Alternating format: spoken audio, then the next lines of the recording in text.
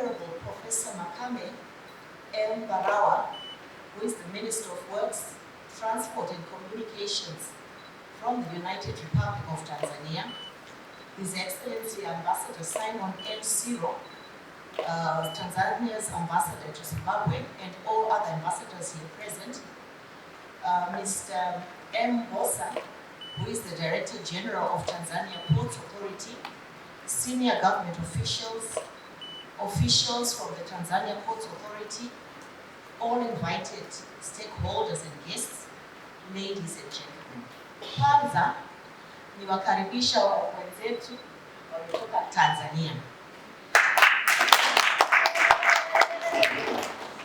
Ladies and gentlemen, on behalf of the Ministry of Transport and Infrastructural Development, I'm greatly honored to be here on this day to witness the official opening ceremony of the Tanzania Ports Office in Zimbabwe.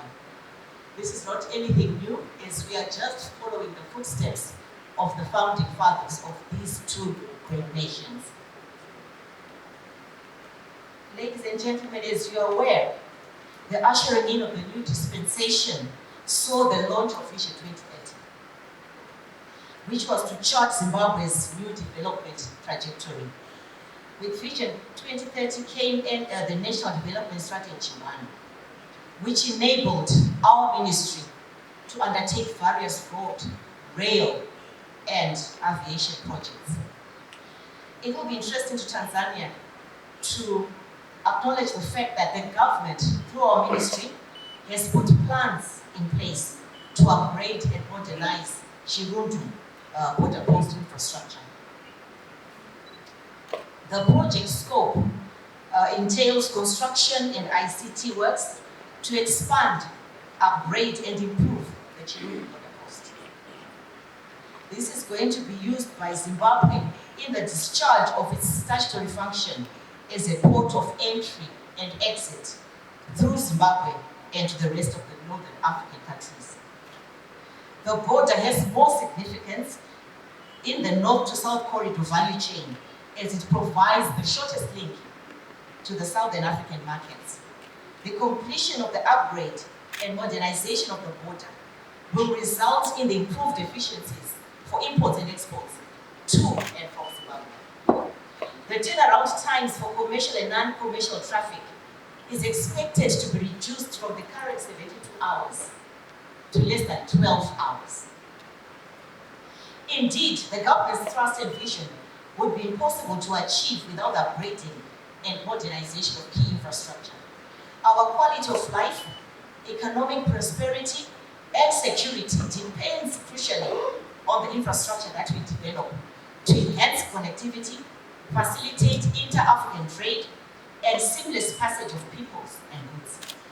The ministry is currently upgrading the Harare-Masvingo Beit Bridge Road, which we expect to complete in 2024. In this vein, government aims not only to restore basic infrastructure service, but to expand infrastructure in critical areas, such as the Harare to Chirundu Road. The presence of the Tanzania Ports Authority in Zimbabwe cements the government's strategy to become a land-linked nation, as our importers and exporters can be assisted with compliance issues when importing or exporting their goods through the port of Dar es Salaam.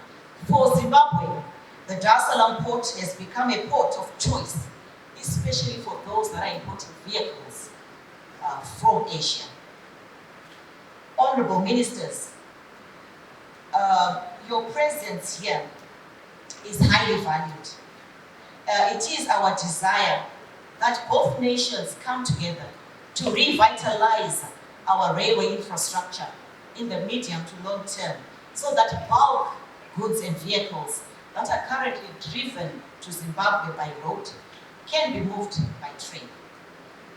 Some of our people are getting involved in road traffic accidents before they reach their final destinations due to fatigue. So of course, rail will indeed be of much assistance there. In that regard, Honorable Minister, let's work together to put policies that promote the usage of our railway entities.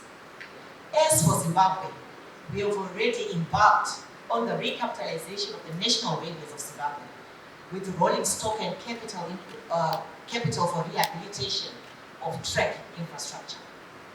As you may be aware, Zimbabwe and Tanzania have already operationalized the bilateral air service agreement, which saw Air Zimbabwe and Air Tanzania operate routes between the two nations.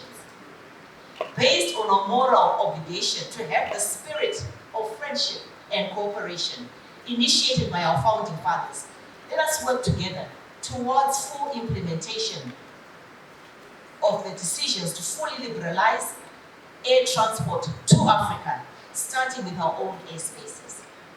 As the Minister of Transport and Infrastructural Development, we are pleased with the cooperation that already exists, albeit room for improvement in aviation and rail road sectors.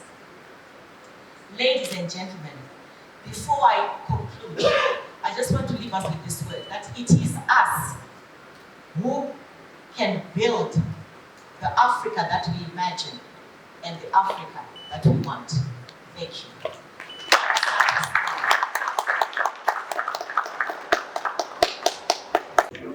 I'm Engineer Makumbe, Permanent Secretary in the Ministry of Transport and Infrastructure. Basically, what we witnessed here today is the fact that having offices in Zimbabwe for the Tanzania Ports Authority means that there's going to be efficiency with regards to import and export. As you know, Tanzania and Zimbabwe share a lot with regards to importation and exportation. We have also a lot of cars that are imported from Asia that are using the Dar es Salaam port. So naturally, Zimbabwe is interested in this collaboration. As the Minister of Transport and Infrastructure Development, we're interested to make sure that as Tanzania talk today of improving or enlarging their port, it means that there has to be supporting infrastructure with regards to the roads network that will also tap into the enlargement of the port. Because you can imagine if we have an enlarged port and bad roads, then definitely there's going to be a bottleneck on the roads issue. But we, as the Minister of Transport, as you know, we have also started Harare Chirundu, and also we are doing Bait Bridge Harare Road, whereby we are going to link the port of Dar es Salaam to Southern Africa. And as we've always pushed, we are saying that Zimbabwe needs to be a land-linked country. And through infrastructure development with regards to roads and also rail, we talked a lot about rail, where we also want to improve our rail network so that we have less traffic on the roads because there's a lot of road carnage. People get tired as they drive from Dar es Salaam to Harare. So if we can also improve on the roads, then on the railway network, that will also serve better with regards to the importation and exportation.